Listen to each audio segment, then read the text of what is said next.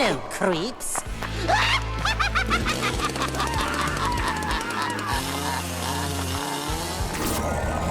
All right, welcome back to Fright Night Flicks. You're here with Dan and Darren. What's up, guys? What's up, everyone? Today we are reviewing the brand new 2025 Him. What are you willing to sacrifice?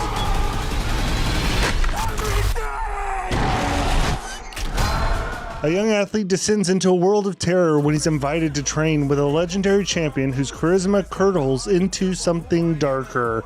So this is a football horror movie, kind of. I mean, it's like crazy. We'll get into it. It's directed by Justin Tipping, writers Justin Tipping, Zach Akers, Skip Bronke. Kind of like that name, Skip Bronke. It's unique, sure. Yeah.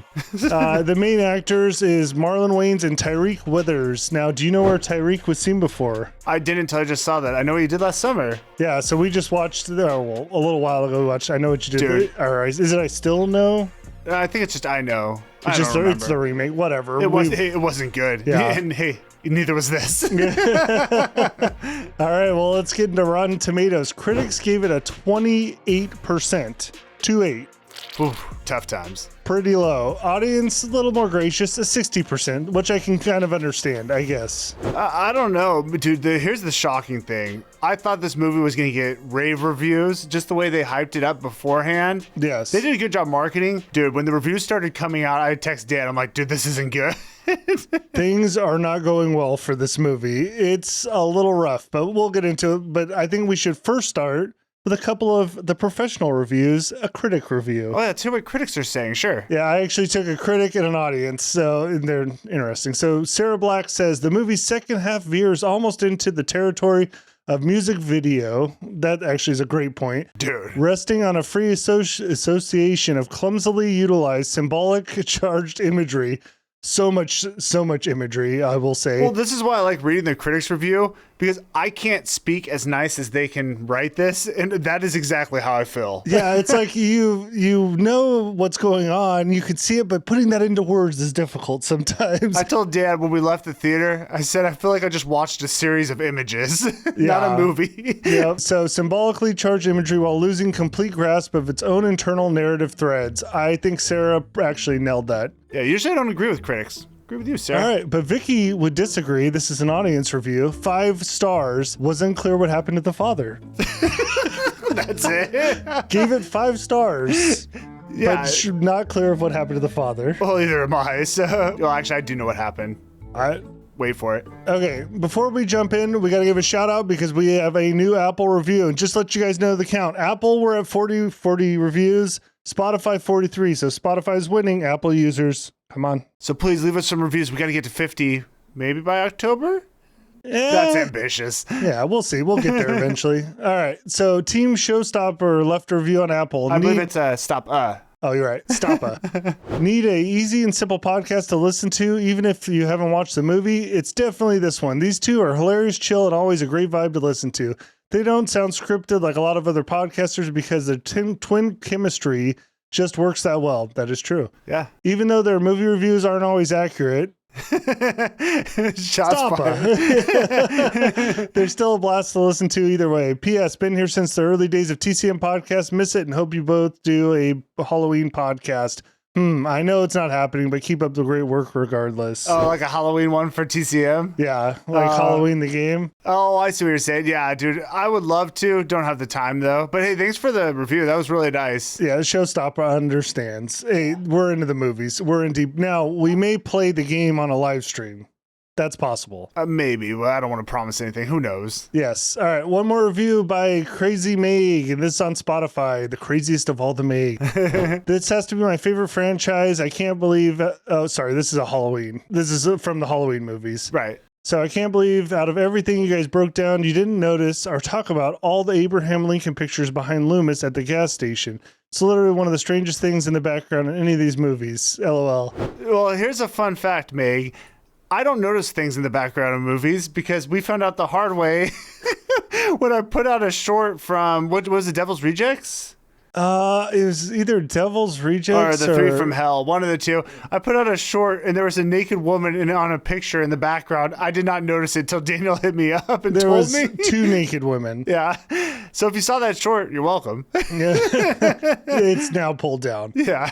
All right, and just to let you guys know, we're going to be doing a bonus review this month on The Exorcist. Ooh, yeah. So that's coming up. And Become a member. hold on one second. Do you guys love this channel and want some extra content? Go to our YouTube channel, click that join button, become a member. You'll get early access to the podcast, monthly bonus episodes, and access to the exclusive Afterpod. Click that join button, choose the membership that works for you. We'd love to have you. But if you don't have the extra cash but still want to help support the show, we got you covered. Go to Apple or Spotify, leave us a 5-star review. We'll read it on here and you'll help support the show, help us grow. And last but not least, check out FrightNightClothingCompany.com or click the little shopping tab on YouTube. Check out the merch, maybe get yourself something nice. That's enough of me talking. Back to the show. Yeah, and just to let the members know, no Afterpod this week. We got one next week with some a bonus cutscene from one of the Halloween movies. So, Oh, I can't wait. yeah. All right, let's get into our initial impressions. So, going into this movie, all I knew is that it was a football movie that had a lot of, in the trailers, they show a lot of like demonic imagery. By the way, this is going to be spoiler free till we break into the movie. Then we're going to just spoil things. So the interesting thing about him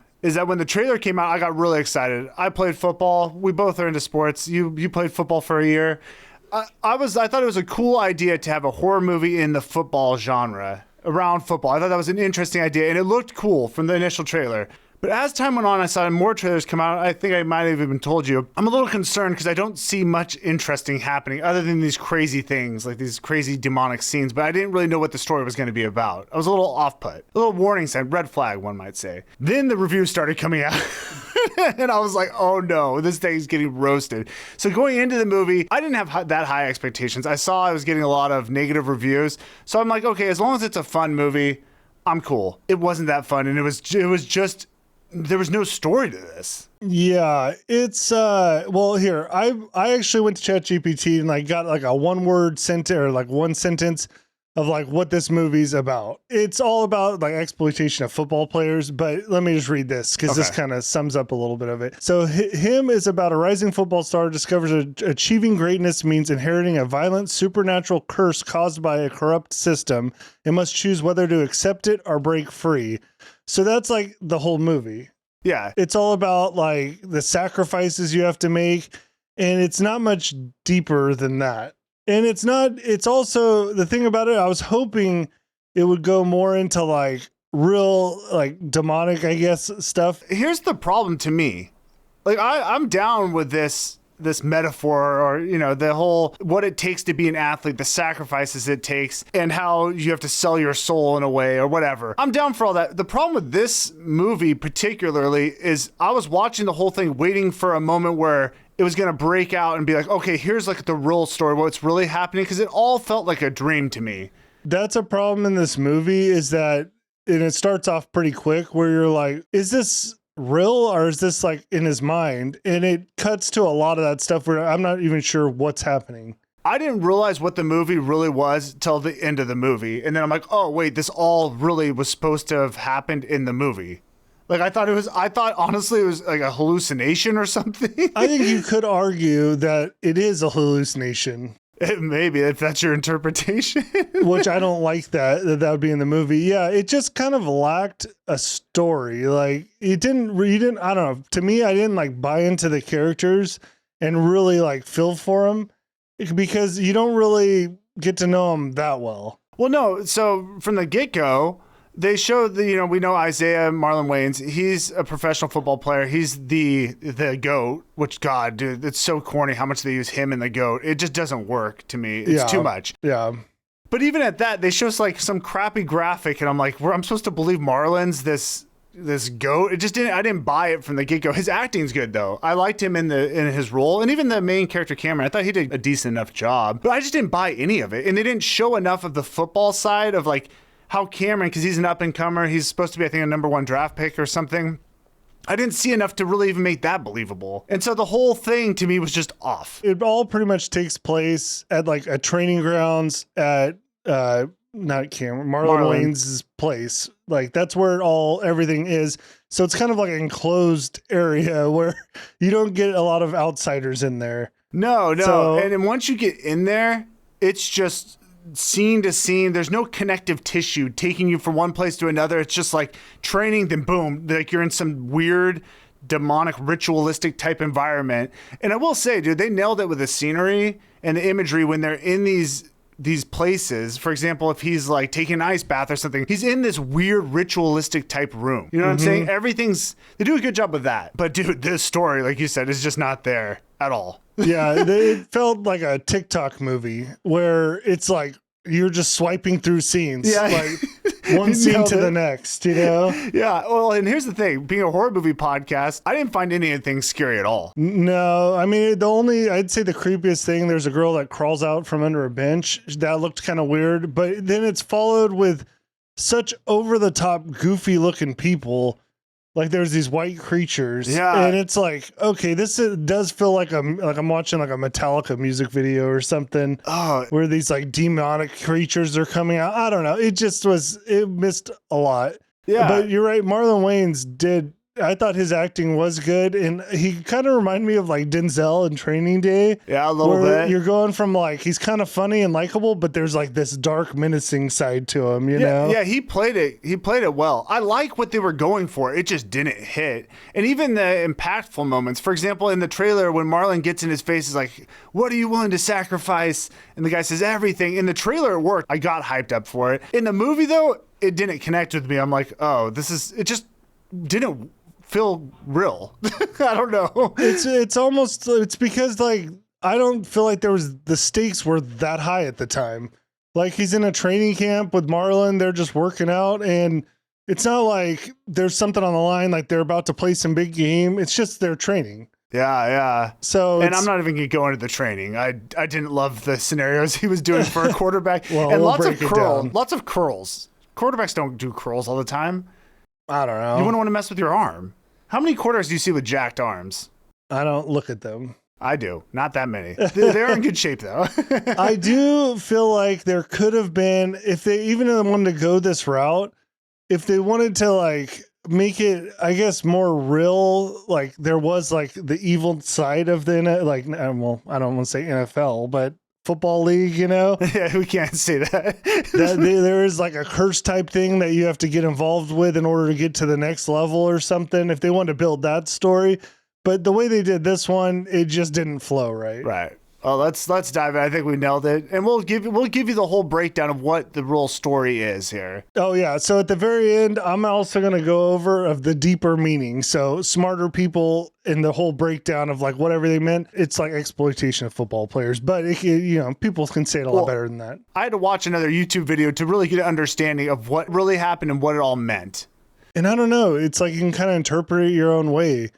It's just when you're watching a movie like this, it's hard to like get into it when every single scene is like you trying to figure out what does that really mean? That honestly is the biggest knock for me is I left the movie and I was just confused on what exactly was going on. I mean, I get what they were showing us, but I didn't know what was real, what wasn't, what really happened. I don't know. Okay. I guess it all happened. We'll just say that. Sure. From here on out, we're going to be it's going to be spoiling. I don't know. I think you guys could listen to it still. It's worth it. Hey, there's no story that really matters. There's no, people said there's a twist. I didn't think the twist was even that big. Well, I see where it ratcheted up in the third act, but it gets crazy. All right, let's go. All right, so we start off with a young Cameron. So Cameron is the main character. He's the football star, but they start him as a child, and he's watching Isaiah White, and that's Marlon Wayans. And he kind of idolizes him. Marlon Wayans plays for the team, the Saviors, and they're in a big football game. Now, he scores like the winning touchdown or something, I don't know. He ends up breaking his leg. They show a scene with his bone just like sticking out, like totally broken. It's disgusting, but it grabs you off the get-go. And what you really see is their family idolizes this San Antonio team. Do you remember, what are they called? The Saviors? Saviors. The Saviors. You see like a shrine, right? And that's where they're making this connection to almost like this cult-like behavior that people have where they worship the team. Yeah, and this movie is like, every scene has, I don't even know, stacks of symbolism on every image in it. There's lots of religious metaphors and all sorts of stuff. Yeah, it's over symbolized, I would say. Too much symbolism. Yeah. So Cam basically ends the scene saying he wants to be the GOAT. And he also says, I'm him. Fun fact, this movie was supposed to be called The Goat. So that's why you hear The Goat a lot in it. Oh, really? Yeah. By the way, did you notice that his mom, when they were showing how many championships that Isaiah has won, because it kind of cuts to like, we're going to cut years later. Now Cam's an up and coming football star. He's like slated to be the next Isaiah White, who's Marlon Wayans. And Marlon Wayans has won like 8 championships. So the mom in the background is saying, not 1, not 2, not 3. It made me smile because that's definitely a LeBron reference. Yeah, it felt like a LeBron. When he went to Miami, if you don't know, he promised like 8 championships. It didn't happen. Very arrogant thing to do. I'm not a fan of LeBron. As being LeBron haters, one might say. I would say that's accurate. That was my favorite thing when he promised all those championships, and it was ridiculous at the time, and it's even more ridiculous now. Not 2, not 3, not 4, not 5, not 6, not 7. Yeah. Now, something else I noticed later on, Marlon says like he's the chosen one, which also I'm like, is that also a LeBron reference? Because LeBron, as humble as he is, tattooed the chosen one on his back. That's a crazy thing to put on your body. It is. All right, we don't need to go down LeBron route. That's for the after pod next time. But then I was like, are they saying LeBron's the GOAT? Is that what they're trying to say? Because I would argue that is not true at all. No. Anyways, okay. So we're, again, years later, Cam's a football star. He's about to go into the draft. And like I said, he's kind of slated. It seems like he is the top draft pick or something. Again, even this part was confusing because they show him in an interview and he talks about how he was a walk-on. And at one point I'm like, wait, is he just starting college? But then it definitely did seem like he was going to be the number 1 draft pick. So I think the idea is that you don't see him ever play really, other than practicing. So I think the idea is he played well in college and now he's the number 1 draft pick. Okay, it's going to get weird here from here on out. So we cut to a football field. It's nighttime. He's like practicing by himself and he decides to throw the football at the goalposts. Okay, and he nails one, nails the other side. Very accurate, we'll say. Now the goalpost starts to hum and it's starting to get a little weird, making you're just hearing that the whole time in your ear. He walks over to one of the footballs and it's just spinning in a circle, not falling down. I liked this part because I thought it was really creepy and weird because you're just like, what is happening right now? Is this like a dream sequence? Yes. And I guess it's not. I really don't know. I don't think it was. So he reaches down, picks up the football. The noise stops when a man in an animal mask walks up behind him and hits him over the head with what seems to be a hammer. Yes. And this is what starts this whole journey now. Yeah, so from here, I guess he gets a concussion. And in the movie, they make it seem like this actually happened, like he was attacked by someone. I think we're to understand a fan attacked him. That's what he thought. But he obviously didn't see, but I think that was the understanding that a fan attacked him. But isn't this the same person as later on? Yeah, so if you want me to, it's not a spoiler, but I think what we're supposed to understand happened is that the owner of the team, the Saints, this group that controlled there's a group of people that are kind of controlling everything. They did this to him to have control over his him. stock. Yes. Oh, okay. You know what? That actually ties better. Because to me, I'm thinking supernatural type stuff going on here. I guess not. I guess that was a really weird looking person. Well, I don't know what was in the thing. It still could be supernatural and demonic. I don't know who the masked person is. Right? Yeah, I don't think we ever see. But once you learn more about the movie, I did start to like it a little bit more. But it's like you got to do a lot of research to figure this stuff out. At least I did. It's still overall whatever. We'll get to the final rating. All right, so now he has a decision. So he recovers in the hospital. He's good to go.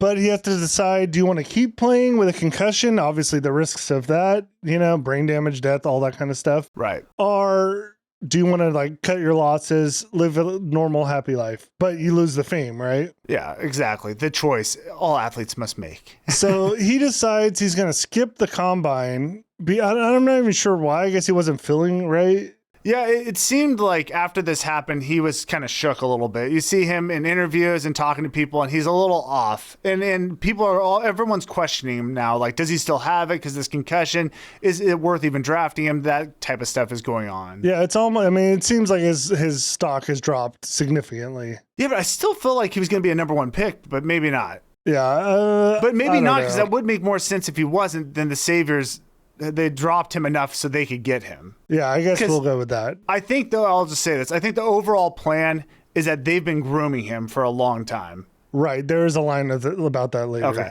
All right. So now his agent ends up getting him a deal to train with the great Isaiah White and a shot at the Saviors drafting him. So he's going to have to go to his training facility.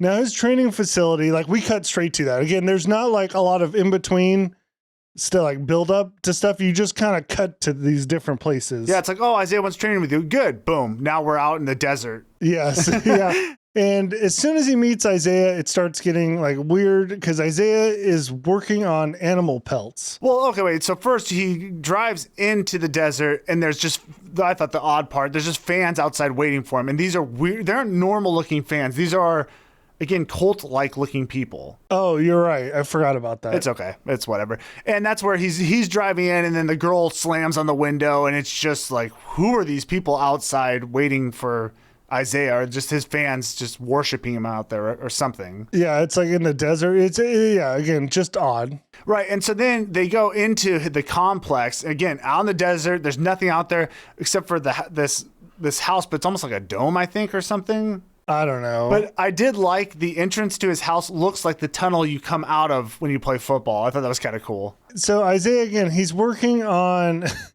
these pelts. There's a lot of like animal skulls around him. Again, a lot of like strange stuff going on, right? Yeah, it's an odd thing for anyone to be doing. It's like taxidermy or something. Yeah. By the way, just a side note at the end of the scene that he's like, Isaiah brings him in to help him like nail a pelt to a board to dry it out or whatever. And he's got a hammer. And dude, the swing he was about to take was absurd. Like he's holding the nail. He hasn't even started it. And he goes like above his head as if he's going to just hit that nail on the head.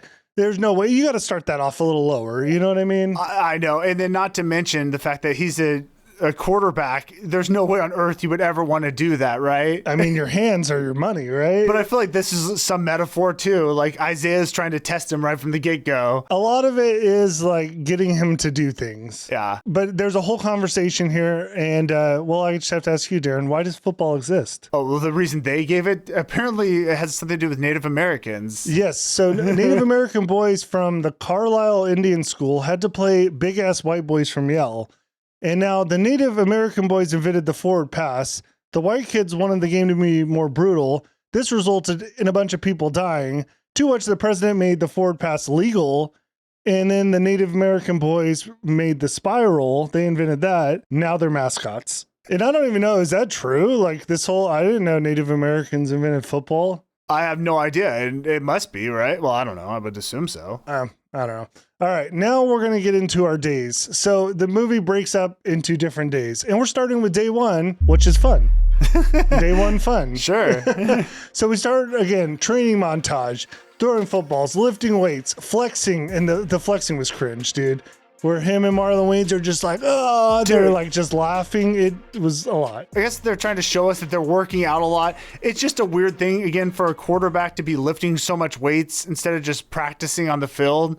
And it just seemed like they did it just so we could see how great of shape Marlon and Cameron are. Yeah, they are in great shape. We'll give them that. But it was a little cringy and I wasn't into it. No, I agree. It wasn't cool. It was just like, all right. So Cameron ends up meeting Marco, who's like the sports doc. I forget the name. What's that called? Sports trainer. I guess he is a trainer, but he administers drugs. So he's really like a drug dealer is what he is. So Cameron has to get naked for his physical. And I just want to say Cameron does not have a baby dick. Why do you say that? I just feel like they showed bulge here and there. Oh yeah, they had a mass. You're right, they did. It was like overdone. Well, they also said like during this part, Marlon's like, "What, are you afraid you have a baby dick?" You know. I would just say he was not afraid. Well, and I did think that part was really funny because they told him to take his clothes off, and then which is awkward, and it does make him feel almost dehumanized, right? Like, because he's standing there naked while they're doing all these tests on him, and then at the end, the doctor's like, "I thought you were going to keep your underwear on. I don't know why you got naked. That was awkward." Yeah, they do sprinkle some humor into this. Yeah, I like that part. Yeah, so during this whole scene, while he is naked, Isaiah kind of breaks down his, thought process. You know, so he says, imagine what I had to do to be the greatest of all time. If you love something, it's easy to make sacrifices for it. Family only pushes you so far. So we're starting to get into like, there's more than just making sacrifices. Well, You have to make sacrifices, but your own drive and like your family, that's not going to get you to where you need to be. There's other things you need to do. If you want to be the GOAT, you got to really sacrifice. Yes. And there may be some extra powers you have. I guess. There's blood involved, special blood. So anyways, at this point, we meet Elsie, who's a social media influencer, also Isaiah's wife.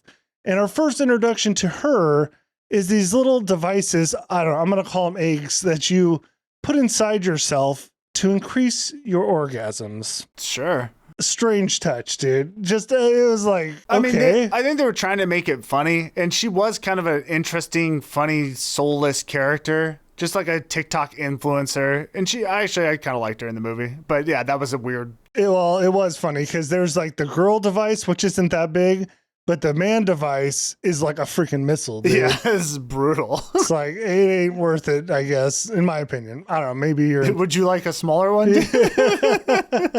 All right, we cut. Again, it's that scene, boom, cut. Now Cam's in an ice bath, all right? And one thing I have to say in these movies, I've seen a lot of it, I can't stand the fake ice. Dude, I wanted to say something, and I thought, you know what, I'm not even going to nitpick it. It didn't sound right. It didn't look right. It was almost sticking to him. I just didn't believe it at all. Yeah, and you know what's funny about it is I was like, I just saw fake ice in a different movie. What was that movie? It was in I Know What You Did Last Summer. With him. Yeah. He wasn't the one even in the ice. Yeah, but it was also like super fake ice. Like it doesn't look cold. He doesn't look cold. And it's like he's just moving it around, you know? 100%. It didn't look real at all. Hey, F fake ice. Yeah. All right. Now we see, so Cam's in that ice bath. Isaiah's on the side, and this is where we first see the blood transfusion. So he's got his own special blood transfusions that he does. All right. That's going to come back into play. Just remember that. And when you see it, though, you're thinking, because there is that EPO or something. That's a real thing athletes will do. It's not legal. Yeah, like blood doping, I think it's called. Yeah, that's a real thing they do. So you're kind of just thinking like, okay, that's all he is doing in this moment. Yeah, didn't seem too bad. And not to mention the room they're in, again, this is when you see these weird rooms where it's just like this stone cold, empty room with just a tub in the middle. That's like all it is. Yeah, everything is almost old. Like the architecture, whatever, the design. It's like old, I don't even know what, like a Roman building, or I don't even know. It's like all like masonry. Ritualistic old evil. Yeah, we'll just go with that. Yeah. So this whole scene ends with Marco giving Cameron a shot in the arm. So he's going to, and whenever they do the shot, you get a view of like inside of him. All of a sudden you'll see like veins expanding and like organs doing things. I actually did like that. I thought it was effective. Yeah, I think visually this movie is done very well. Like the imagery and stuff, it's just, again, jarring. Cut. Well, let's go to the next one. Yeah, because that's done. We're on to day 2. Poise. So I think the idea is each day we already said it's just a different lesson that he's being taught. Now, I don't really know that each day follows the like poise. I don't know. I guess it does. I'm sure if you really looked into it, you can find that message. I don't know. I just saw words on a screen. Yeah. All right. So now Cameron and Isaiah, they're in the desert and they're running. And Cameron like can't hang. Like Isaiah's a beast. Takes off. Cameron ends up throwing up, collapsing to the ground.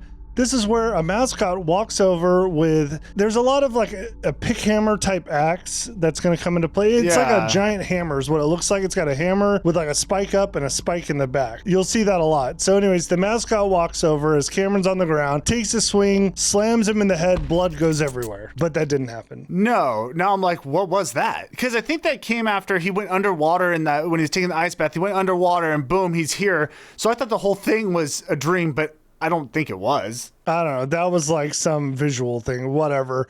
Now Isaiah's standing over him, and I guess that was it, actually. Now let's into the scene. So what did that mean? I don't know. Who cares? We go back to the practice field where we're going to have some more questions because we're going to, again, dive into the deeper meaning. And I have another question for you, Darren. Would you rather run? I don't even know what this stuff means. Would you rather run 1 4:10 or a 4:40? Oh, so a 4:10, like you could run faster. So it's really the question is, would you rather be quicker or faster? I don't even know these, like what this really. Well, 4:40 is the 40-yard dash, right? Yeah, I know that, but what's the 4:10? I haven't heard anyone measure in the tens of yards. So you can run at 10 yards A 4:10. Wait, I thought that's what he said. 10 yards in 4 seconds? I don't know. Whatever. I don't know. It's basically, do you want to be like a short sprint or longer speed fast? You know what I mean? Yeah, Like, yeah, that's really what it is. Do you have an answer? Still confused a little bit on the question, but if you run faster, I would say that, or quicker. Okay. Say quicker. Now, would you rather have the ability to never get tired or never get injured? I thought this was an interesting question, but I guess never get injured in sports, because in football especially, dude, it's injuries. I think That's how it you has. get taken out of the game. These are questions Isaiah asked to Cameron. I'm just throwing them out in here like this. But I would say the never injured, because then you could train as hard as you wanted to. Yeah, exactly. They're pointing out in football especially, dude. Everyone gets injured, so. Not everyone. All right, so now we have the boys arrive. All right, there's like, let's be real, it's like some big jack dudes. I like the group they brought in because they look evil. The way they walk and the physical look of them, they look different than normal receivers would look. Yeah, they're menacing. And I mean, okay, so they like do this cut. Well, there's one white dude, and of course, it's like the rest are black guys. And being that the white dude's like the crazy one. Whenever there's a white dude with a group of black guys, usually the white guy's crazy. Yeah, they typically. make him the wild one. Yeah. So in this one is crazy. So anyways, they show a shot like where they pan across them, and I'm just like, what is going on here? So there's like one dude looks totally normal drinking Gatorade. The next dude has like a hat with his hair coming out the top, but he's eating like a golden apple. Yeah. And I like paused through. I'm like, what is that? Well, the last guy, he's wearing a shiesty, but he has like a dog collar on. Weird. And Yeah. I'm like, this got really weird. Like the more you go, it's like it was strange. Okay, normal, strange. I don't know what that is. It's like veering a little too much into like YMCA boys, you know what I'm saying? Yeah, the next one has a construction outfit on. Yeah, like, wait, hold on. All right, so we get to do some throwing training, and Isaiah gets a volunteer. Okay, Now, wait, can I say something? This just bugs me. I understand, like, well, this guy has unlimited money, and the facility they built is cool, but I don't feel like it's big enough for a quarterback, because your throws are all, looks like a 30-yard depth or something, and the width of the field isn't very long. So if you're running outs, like up and out, you can't even run that far. I didn't look at it from that perspective. It bothers me. Oh. It bothered me a lot. All right, hey, Isaiah, get a bigger field. Yeah, next just time. like the width of it needs to expand. All Anyways. right. So he gets a volunteer, which again is the crazy white dude that's there. And this is the scene I think we all saw from the trailer. Basically, the white dude has to stand with his arms behind his back as they have does the machine have a name? The football launching machine? Dude, you know, when we were watching, I'm like, I should know this. A ball machine? What do we used to call that? I forget. I don't know. It's the one where you put the football, it's got the two wheels that spin. You put the football, it blasts it out, shoots it out, all right? Yeah. So this whole thing is just going to be Cameron throwing to the other players. But the pressure is when he messes up or isn't fast enough, that white dude is taking a football straight to the face. Yeah, and I did kind of like this scene because it put a lot of pressure on Cameron to make the throw. Right. Well, and the receiver to make the catch. Team game. Yeah, it was both of them. Yeah. It was on both of them. And this is where we get a lot of scenes where Marlon is getting in his face, screaming at him, and like kind of going between that like buddy, like mentor, and then just over the top like psycho. Yeah, you still feel at this moment like he's trying to push him. Isaiah is trying to push Cameron to be the best he can be. That all happens. I don't know. The dude takes a bunch of footballs to the face, ends up laughing after it. It's no big deal to the white guy who was getting blasted. Yeah, I mean, that was the weird thing with the whole scene is, the whole time Cameron is concerned, like, dude, what is going on? This guy's getting footballs to the face. And you could see, like, Cameron's a good guy. He's genuinely concerned for this poor guy. Then at the end, Cameron goes over to check on him, and the guy's, like, laughing. And he's like, no, acting like it's not a big deal at all. And then you also see the way that the guy acts towards Isaiah.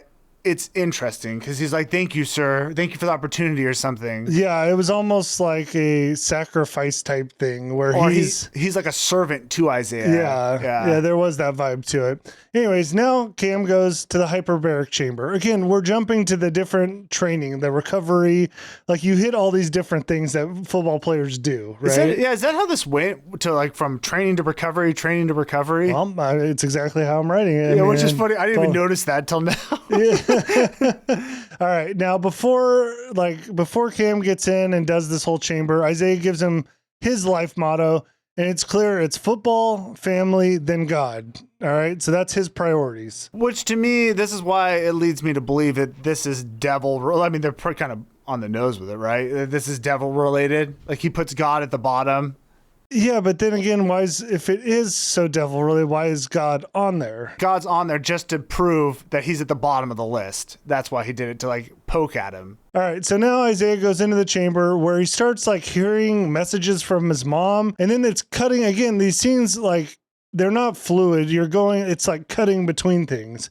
So like all of a sudden he's hitting his head against the wall, but that seems like that might be a dream of him doing that. And then it's like a 2-frame flash of like a robot football person. I paused on this too, and I'm like, I looked at it and it looks like a robot. I don't even know what I'm supposed to be looking at. It's just like an image of this thing in front of him. I never even noticed that. So again, just weird imagery. All right, then we cut to the next day, and it's more loud music, yelling, and there's like a beat going on, cutting between scenes, more injections, just a lot of stuff going on. Sure. Day 3, leadership. All right, we're back at another training session, and he is dropping back for passes while guys basically are running as fast as they can trying to kill him. So it's like, I don't know, standing in front of a train basically for this entire scene. Yeah, and this is another one where I'm like, what drill is this? Because I get it if you're trying to throw and people are running at you, but it didn't even seem like he was making a throw. It seemed like he was just moving out of the way of the people just running straight at him. And again, this dude is like recovering from a brain injury. And I know they're like hitting on that point, but it's just like, okay, this is kind of dumb. Yeah, it didn't make sense. It wouldn't really be a drill anyone would do. Yeah, I mean, I could see like, moving around in the pocket and stuff, but these guys are coming to kill him. No, it's like they're just going to go straight at him, and he doesn't even seem to be he's not throwing the ball to anyone. He's just trying to move out of the way. Yeah, so he ends up taking a couple hits. This is where you're seeing some of that imagery where it'll flash to like the black and white or like the x-ray vision, like his brain injury, showing the staples in his head and stuff. So you're seeing he's taking some damage. Yeah, and it's kind of hard to watch because you're like, oh God, dude, is this going to be the hit, right? Yeah. This isn't good for him. Yeah, well, after taking some hits, Marlon gets in his face. Cameron's basically like, I'm willing to sacrifice everything, that whole thing. So he's, I guess, willing to do anything he can to be the goat, whatever. You didn't want to say it. So that's the scene where Marlon got in his face and did that.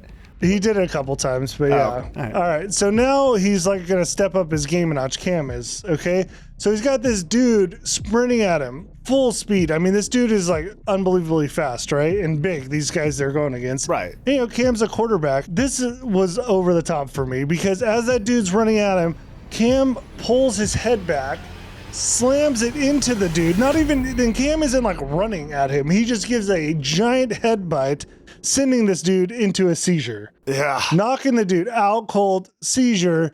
And I'm just like, a couple things. One, no, you're going to get laid out so hard.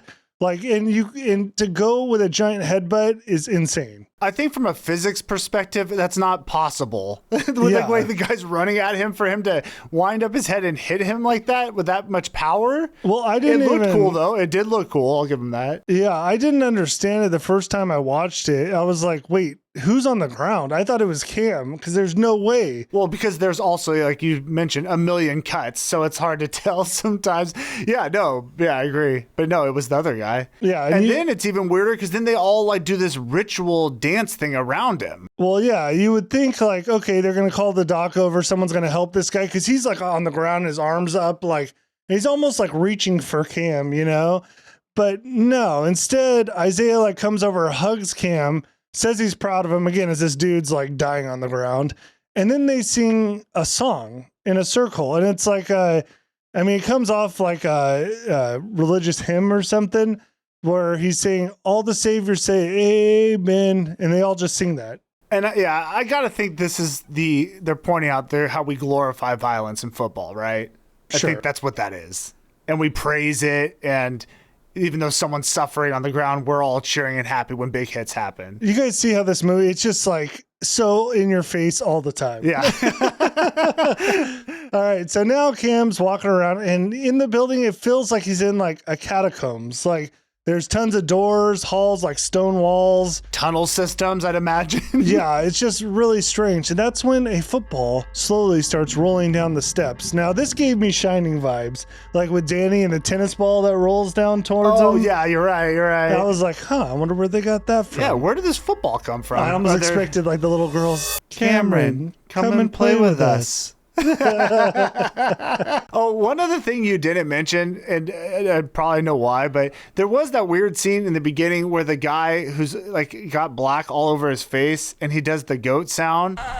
Oh, yeah. That was big in the trailer and I thought it looked cool, but then in the movie, it didn't really make sense. I don't know what he was doing and it was bizarre. Yeah, that's where he was like walking down one of the tunnels and it was like a crazy looking fan. Yeah, this is in the beginning, so it was just weird. I don't know what it meant. He handed him something. Did he hand him like was it drugs or? I don't know. I thought it was a bone. I don't even know. Yeah, I don't know.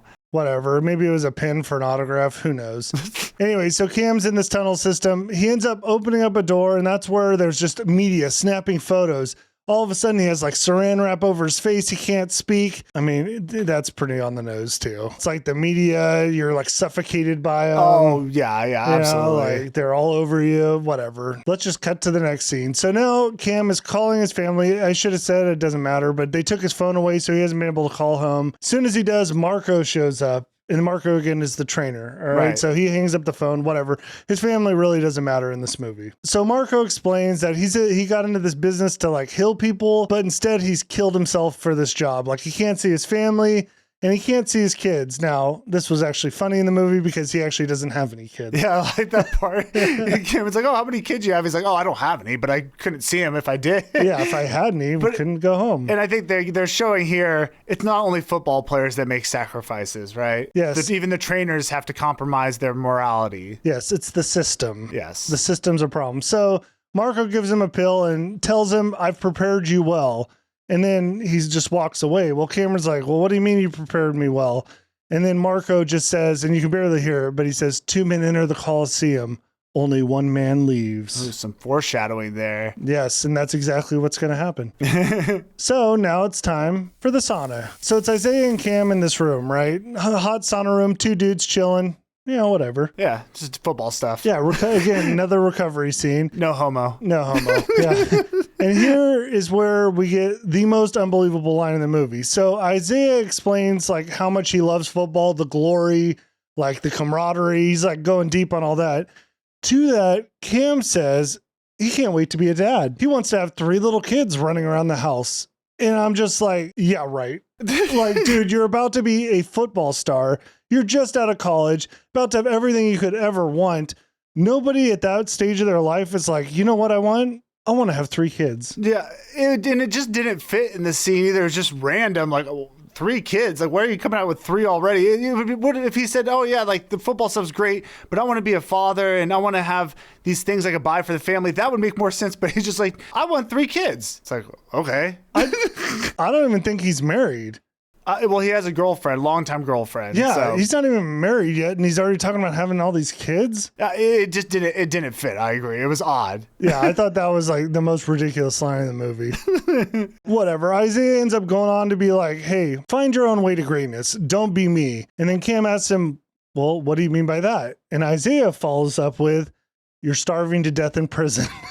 Somebody asks you for food or freedom. Do you really have a choice? Oh, is that a question?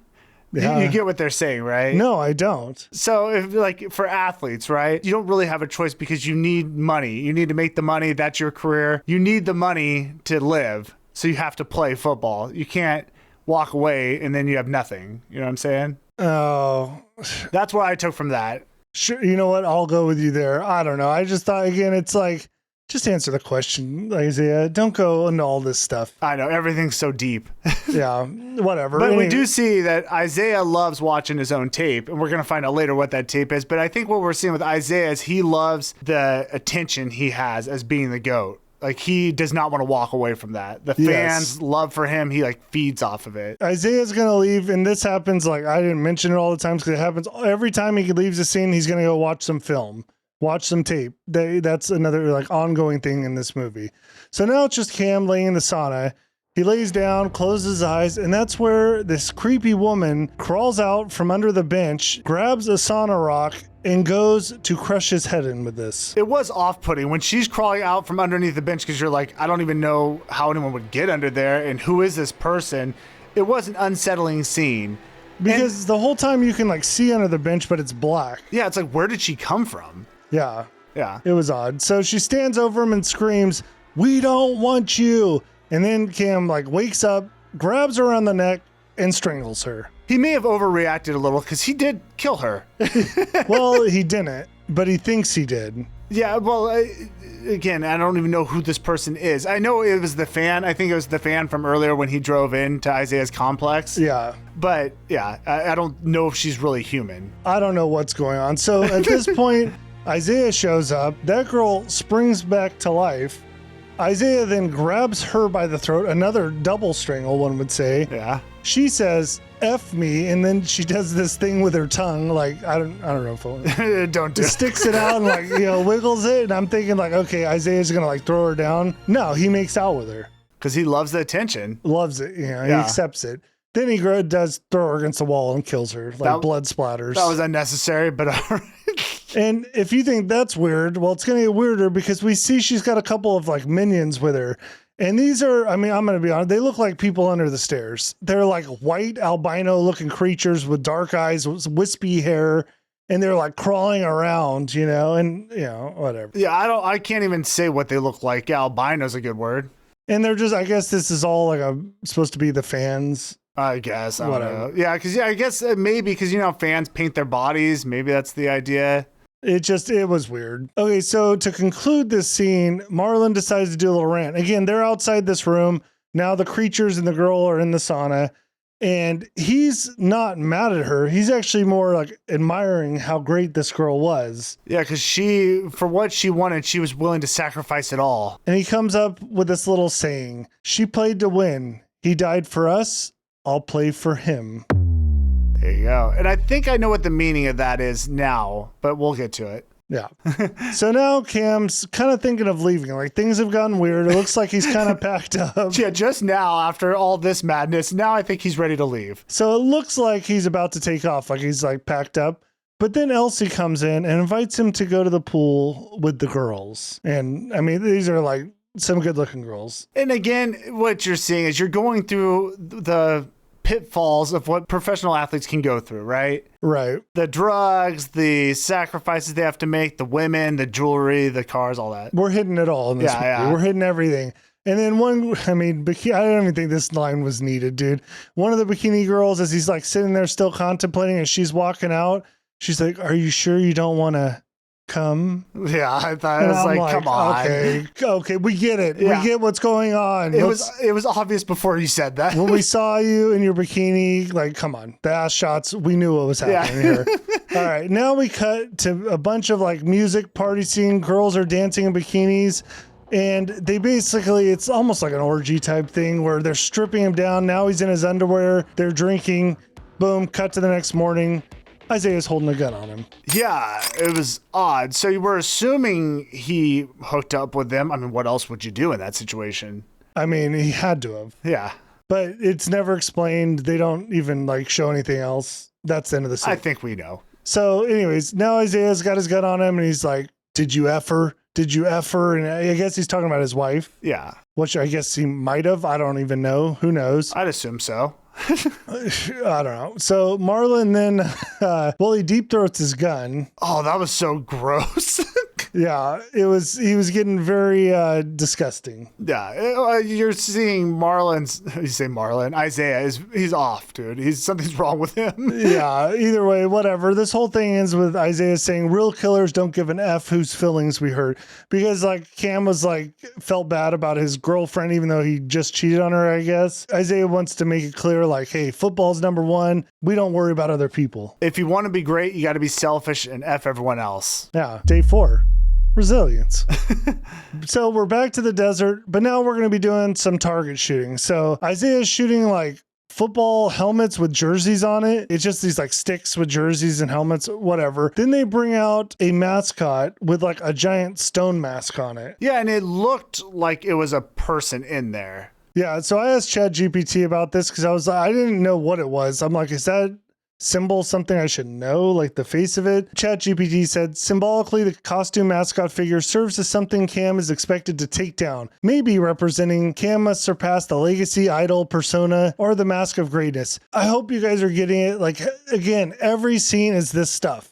Yeah, it wasn't clear to me that is what it was. Again, I don't want to watch a movie and have to think that deeply about it. I mean, I like it if the movie makes you think and you gotta like, oh, what did that all really mean? But this is every scene is like that, where it's just like, dude, I don't care, because it all kind of means the same. It's not like it's going outside the box. Yeah, we get the big picture now, right? Yes. So Isaiah tries to make a deal with Cam at this point. Again, they're shooting guns at the targets, and now we have this mascot.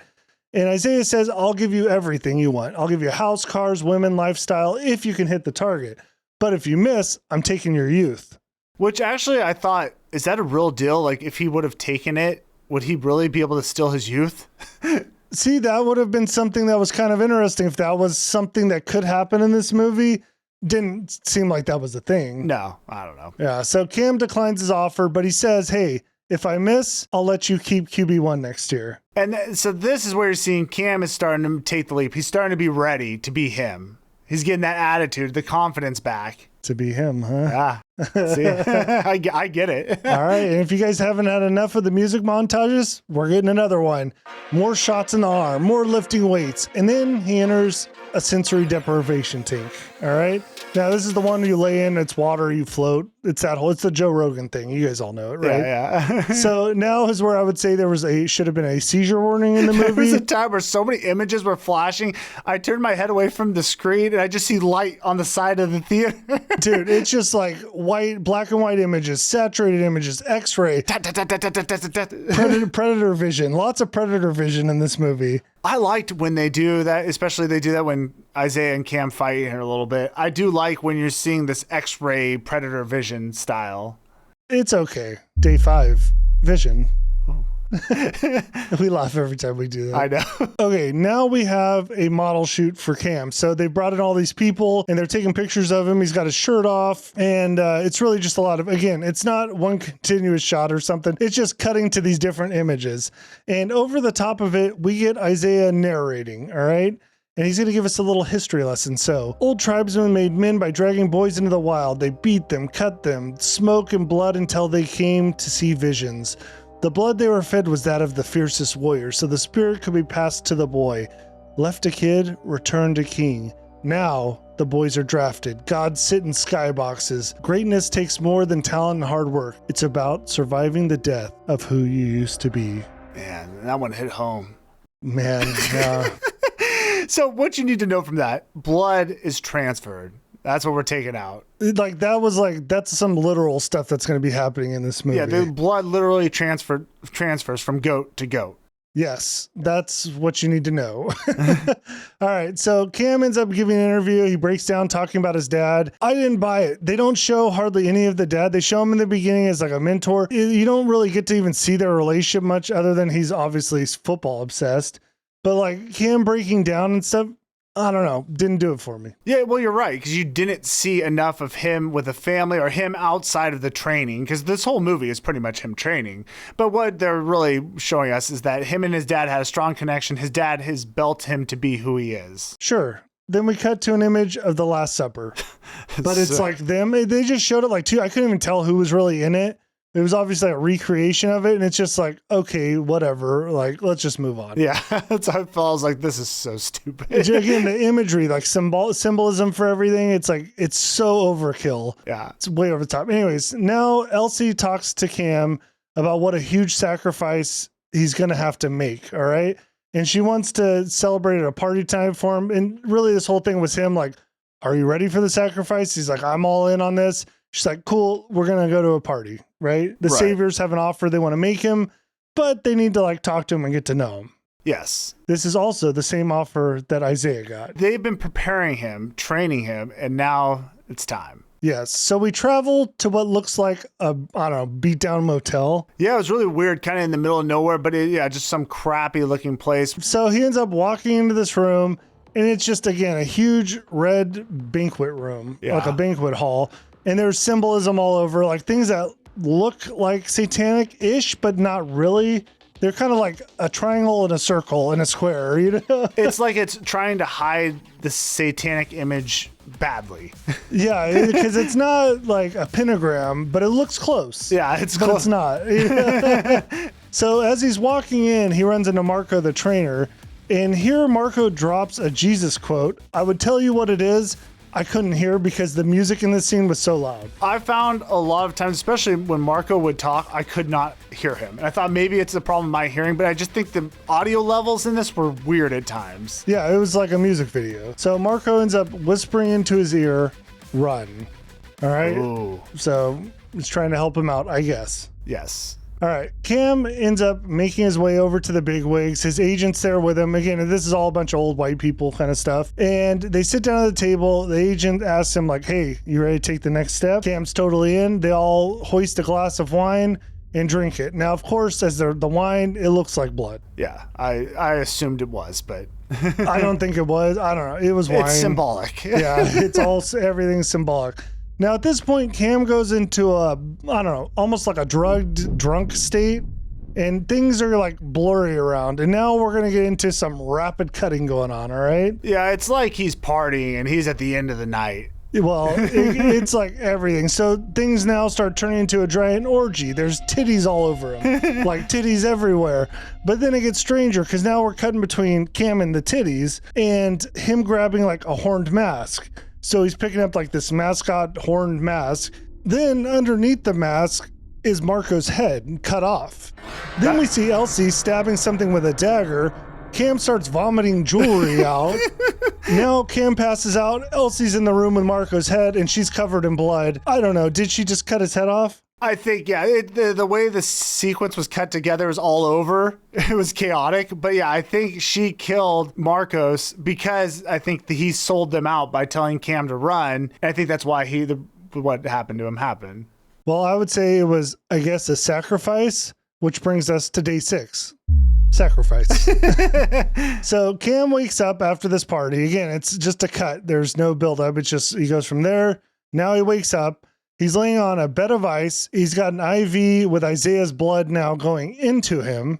Right. All right. There's a red laser scanning his body. It's just weird. He rolls off the bed, and on a table next to it, there's a syringe. And on that syringe, it says run.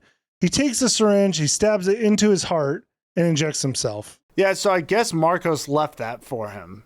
You're saying Marcos? It's Marco. Oh, Marcos. I think Marco left it for him. Yeah.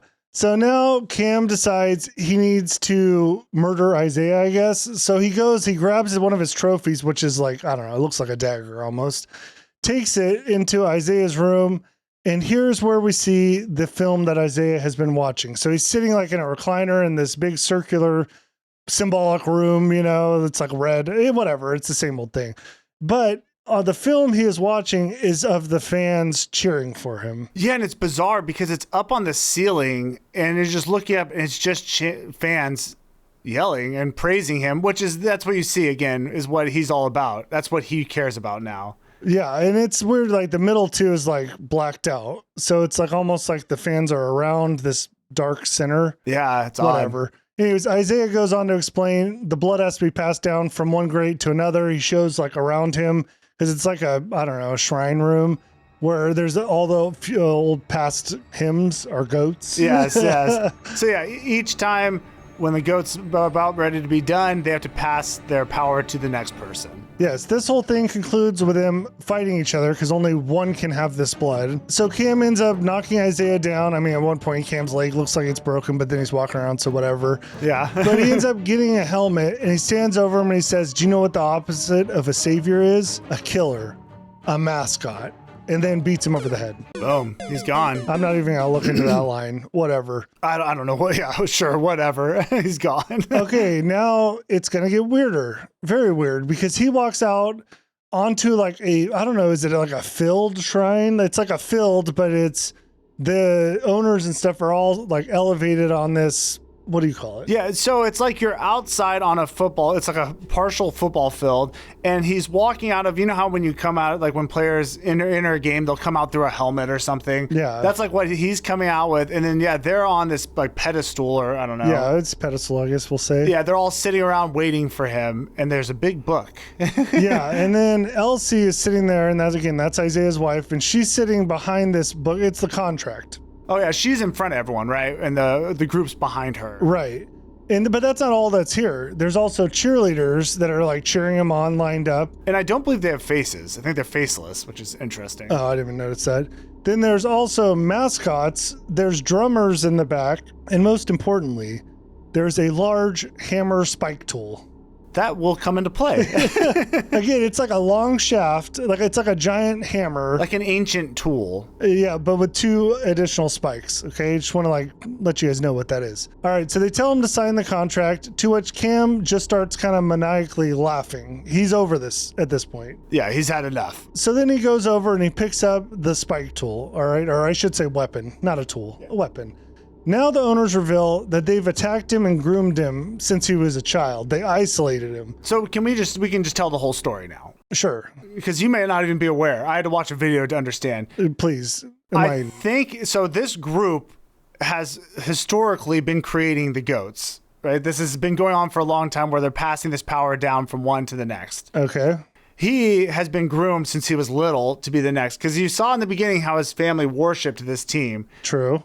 They had a connection with the dad. We saw the owner. We see a picture of the owner and the dad from when Cam was young. Oh, I did not know that. So I think the idea is that the owner was controlling the dad, having him build Cam up. Then there was a point where Cam said he was done with football. Do you remember that? No. When Cam was little, Cam said, I don't know at which point. At some point, Cam was done with football. He didn't want to do it anymore. And that's like when him and his dad kind of had a falling out. Then they killed the dad. I think that's what happens. They killed the dad, which then made Cam want to play for his dad now because he was dead and fulfill what his dad wanted. Okay. So that was the story behind it. So they've been grooming Cam for a long time. All right. So that all just happened. Yeah. All right. That's a lot. So now we're coming to the culmination. All right. And again, so then they hit him over the head, which we said earlier, to cause the concussion. So his stock would drop. So he would have to go to them. Interesting. Did not realize all that. Either did I till I watched a video. So as Cam's talking to this owner, we see behind him that dude in the horned mask is sneaking up behind him with a sword. All right. And I think this is the same dude who gave him the concussion in the beginning. I think so. Looks very similar. So now the owner turns up the heat and basically says, I will kill your entire family. Sign the contract. Cam at this point is like, no, not going to do that. Just as the dude behind him goes for the swing, he ducks under it, takes the spiked hammer tool, slams him in the head, kills the guy. Dude, and this is, to me, the best part of the movie. Yeah. Cam goes wild. Well, before he could go wild, Elsie has probably one of the most embarrassing deaths in a movie. Yeah. So she gets up from behind the contract, has a dagger and hey, I'll show you guys how to actually do this. And she goes to run, immediately trips, stabs herself in the neck. She's dead. Dude, when that happened, I wasn't even sure how that happened. I was like, wait, how did she just get stabbed? She did it to herself. That's pretty funny. Yeah, well, Cam's not done. He grabs a sword, does a sword throw, spears a dude, cuts another dude down. He's just mowing through everyone. Dude, right? I would have loved half the movie of this. Because the way he's acting, he's like an action hero. I wouldn't have liked that movie, but okay. That's that's a total gladiator movie. I mean, but make it evil and about football. Yeah, sure. Anyways, at this point, the cheerleaders now have formed a line with their pom-poms. They're not fazed by this stuff at all, whatever. Now they're zombies. Yeah, the Cam finishes off the owner, cuts his head off, blood just pouring out of his head. Great kill. Great. I think he was backed up against the goalpost. Yeah, he was backed in his goalpost, put the knife through him, and head, blood, whatever. Now, the agent's the last one alive. Cameron stands over him, but decides to spare his life. To which a magical force grabs the agent, pulls him into the center where there's a logo. Again, it looks similar-ish to a pentagram, but it's not. Yeah. Whatever. Again, there's a force dragging him there. That is what it is. Cam ends up walking out of the stadium. Above him, we see planes go by where there's red, white, and blue smoke. The end. Oh. So I think the idea is that, well, they're obviously pointing out how when you're an athlete, there's all these people sucking off you, right? Like they have the agents, the owners. No, they don't really care about you. They just want to take from you, right? That's the idea. Yeah. I guess. Why did the agent live? Well, I don't think he did. I think he was the sacrifice. I think the idea is, well, something's got to get sacrificed, so we'll just at least sacrifice him. Sure. Let's get to the final rating. Oh, man. It was good in the way that it really made you think. Like we left, we talked on the phone. I did some research because I'm like, I got to know what the heck I just watched. However, it was so all over the place. There's no story to this at all. Yeah. It made you think, but not at like a fun level. Like I would say it was almost like every scene. It's like, okay, what's the symbolism mean? But the overarching theme you get, it's not like you're like, oh, dude, what was this movie really about? You know what it's about from the start. That doesn't change. It's just why did that mascot do that at this time? And like, what's this symbolism mean? But it's like every scene is like that where you're over symbolized. You're overloaded. Yeah, that's the thing is the whole time I'm watching this movie, I'm just thinking, when is it going to break to where it all makes sense? When's like the big breakthrough going to happen? And because again, I didn't think this was real, but apparently it all was. Yeah, I don't know, man. It was an experience. I wouldn't even call it a movie. It was a weird experience to go through. You mentioned the story. Yeah, the story itself is not deep. Like, and it's not, you don't really like get tied to these characters. And the way they filmed it, that it's so disjointed, and like we've said it, and it said like I called it a TikTok movie, or people have said like a music video. And it feels like that because you just cut to a scene and it's a lot of music, a lot of like symbolism stuff going on, but they're not building on the story and like really filling things for people. Yeah, the scenes, some of them are cool and off-putting, and the weird demonic imagery, it's weird and it's off-putting. I like that part of it, but here, I'll just get to my score. I would put this at like a 4.5. I don't really ever want to watch it again. It was an interesting experience. It wasn't a good movie. Yeah, I'll give it a 3.2. Yeah, I would say definitely don't go to the theaters and watch it. I would, maybe if it's streaming and you're really bored, it's okay. It's not going to be anything you walk away from and be like, dude, that was amazing. And if anything, I was more annoyed. Like, okay, this was like hard to watch. I had such high expectations, dude. I really wanted this to be good. And I would like to see more sports horror movies. I like that tie-in. I think there's definitely something you could do there. You could do a version of this a little bit better, maybe. But man, it was disappointing. I wanted this to be better. Yeah. Anyways, that's the rating. Let's dive into some deeper themes, okay? So this is like the deeper meaning of the movie. A little bit of breakdown, all right? All right. So the goat as a sacrificial role. The movie treats goat not only as a title, but a curse. To be the best, one has to sell their soul physically, mentally, and spiritually. Well, which is true. If you do want to be the best, you do have to sacrifice a lot, like a legit sacrifice. Not so much demonic in real life. Yeah. So Isaiah is a shell of himself, sustained only by his deal with a mysterious system of owners. Passing the title to Cam requires violence and blood. This flips the sport narrative. Greatness is not inspirational, but parasitic, devouring those who inherit it. Oh, deep. All right. Interesting. Exploitation by the power structure. The owners represent the system of professional sports, capitalism, and exploitation. Cam's agent, Isaiah Elsie, and the shadowy cannibal all pressure him to sign. Cabal. they might be cannibals too, but it's Cabal. Oh, that's funny. Showing how the industry commodifies, is that right? Commodifies athletes for profit. So they're like commodities. Oh, gotcha. The supernatural elements are metaphors. Everything's a metaphor in this movie for real exploitation, fame, endorsement, contracts that trap players into giving everything until they're burned out. Yeah. Again, this is all real true stuff. It's just this whole movie, that's what it is, yeah, you know? That's it. Masculinity, violence, and inheritance. The film critiques toxic masculinity. Isaiah frames success as domination, brutality, and self-sacrifice. Cam is told he must kill, bleed, and endure inhumane punishment to earn greatness. This echoes how athletes are pushed to play through pain, concussions, and trauma for the glory of the game. That's from the start of the movie. He makes the decision to keep playing. It's throughout the entire thing. Yeah, I was going to say, it is a good point. That is true, what athletes have to go through. It's just, it doesn't have to be the whole movie. Yeah, could have been done better, yeah. Elsie and the culture of image. Elsie embodies social media fame and commodification of personal life. Her influence role shows how image and branding are as much part of the GOAT system as the physical performance. she is complicit in maintaining the illusion of success while ignoring the underlying corruption. Which is kind of funny because she doesn't even play much of a role. You don't see her that much. Well, I would say I thought she was more of like temptation, like the temptations and the more of like the jewelry, the women, that kind of stuff. Yeah, I don't know. Sure. Whatever. Cam's rejection. The climax. Cam refusing to sign the contract is the movie's moral stand. He rejects being a pawn in the system. Instead of embracing the title GOAT, he walks away suggesting true greatness is found in autonomy, not servitude. Boom. That's what I took from it too. Final takeaway, at its core, him is less about football and more about the price of greatness, corruption of institutions, loss of self-system of power, and the idea that walking away is sometimes the most powerful victory. And I hope you guys learned a lot from this one, because we sure did. Yeah, maybe sometimes wait for the movie to come out on streaming platforms. It does make you think. It's just too many ideas, too much. I mean, it just wasn't done well. Again, it makes you think, but like all that, you get that pretty early on in the movie. Yeah. It's more of thinking of like, what did that scene, this specific scene, and the images I saw, what did that mean? It tried to be too deep. Not to mention, by the way, this was marketed as a Jordan Peele.